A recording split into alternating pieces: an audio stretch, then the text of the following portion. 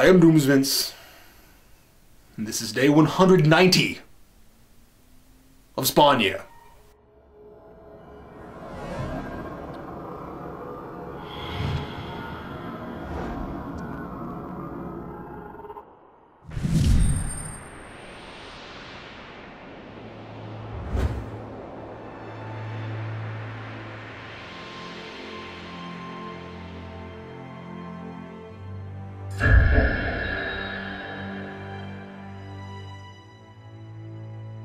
Doomsvince may be pretending to lay low, keeping me isolated while my own thoughts and regrets about my past, my surroundings, and these comics warp my perceptions, but he is nevertheless ever present. Everything he's ever thrown at me is in the aim of confusion. Should I keep critiquing? Should I quit? Should I look for Doomsvince? Should I push that button? Is killing a living jean jacket really murder?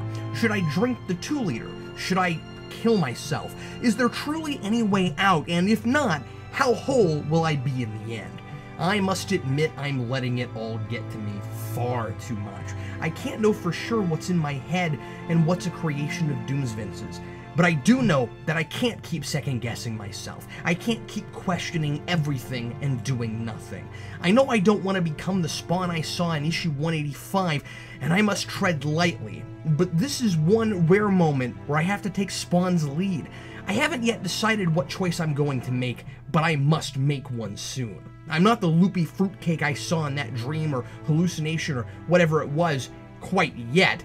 All I have right now is time. Dear reader, I cannot discuss this further where Doomsvince can read it, but soon I will make my choice, and it shall be once and for all. Should I write out all remaining 177 days, or take drastic, decisive action that may lead to my salvation or to my demise? If only this were a YouTube video so I could ask for your advice. Soon I will make my choice, and it will be for all time. I don't know, was that a little melodramatic? I mean, you try reading Spawn every day and see what it does to your writing. This issue is another one-and-done, cut-and-dry, Spawn has to judge and kill more psychopaths kind of story. But I have to hand it to Holguin. I like his brand of stalling more than I like McFarlane's. A lot of this is easily skippable, but at least it's not repeating itself. I'm ready for the narrative to pick back up on the big story stuff it set up a few issues ago and then sort of awkwardly just left there until the little numbers on the covers of the comic books catch up to where the creators want the important stuff to happen, like watching stars align, namely Angela showing up in New York City. It's still bizarre reading a world so blatantly controlled by editorial decisions, but I love the opening page. The ghost of Al Simmons is still around, and he tells Spawn he's getting cocky. That reinforces the point of the previous story arc and demonstrates that there is a definitive progression and examination of Spawn's character through all these seemingly disconnected short stories.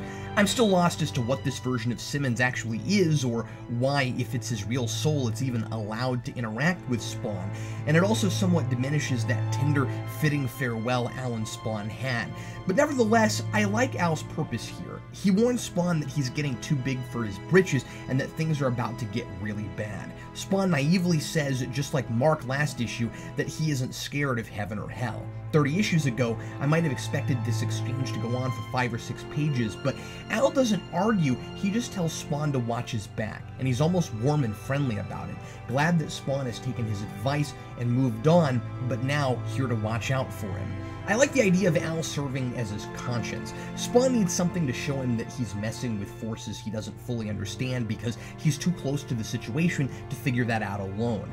If the theme of last issue was power, here it's insignificance. A group of well-off, refined English men and women form a cult to try to usher in Urizen, the monster who is supposed to take the place of heaven and hell as they become completely unbalanced. That unbalance is what Simmons was warning Spawn about at the beginning. These people Spawn keeps finding who want to commune with evil aren't doing so arbitrarily. It's as if human instinct is kicking in and people at some base level can tell something's very wrong with the universe. Those who get involved with dark magic seem most affected by that, like Mark and now this cult, and they act with this "if I can't beat them, I'll join them" attitude. Mark wanted domination, while these people just want to be a part of something important.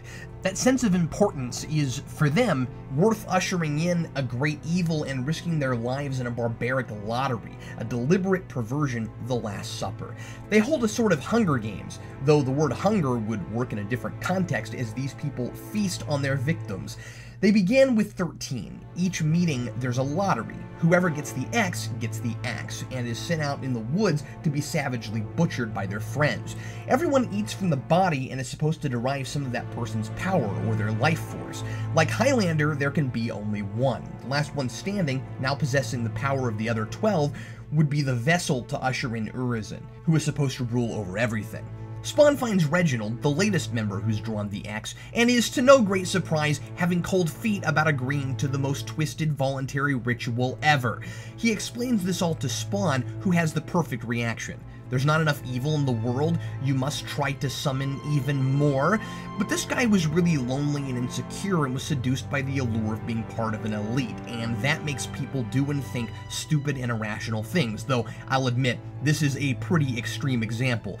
Reginald was so caught up in it, he actually duped himself into thinking he wouldn't draw an X. Oops. A 1 out of 13 chance to not get murdered and cannibalized by my friends? Yeah, sure, Howie. Tell the banker no deal. I'll open the case. Spawn doesn't kill Reginald, he's pretty much dead already, having been brutally knifed by another convent member. After Spawn tells him he can't allow this, he just leaves. Reginald trips, hits his head on a rock, and dies. But Spawn apparently did something to him. At the feast, the other members get fatally ill eating Reginald's meat, and somehow the whole place goes up in flames. No explanation as to where the fire comes from, but how can you do the old "if you play with fire you're gonna get burned" message without a raging inferno? Not a brilliant story, but I like that it's directly informed by the larger conflict looming in the background. Oh, and a nervous, insecure wreck named Reginald Blackney? I wonder if Holguin was watching Star Trek The Next Generation just before he wrote this. Reginald Blackney? Reginald Barkley? Coincidence? I think not. So what am I gonna do now? Keep playing the game, or do what Spawn has done and try to change the rules? Which one makes me the bigger fool? Signed, Captain Logan.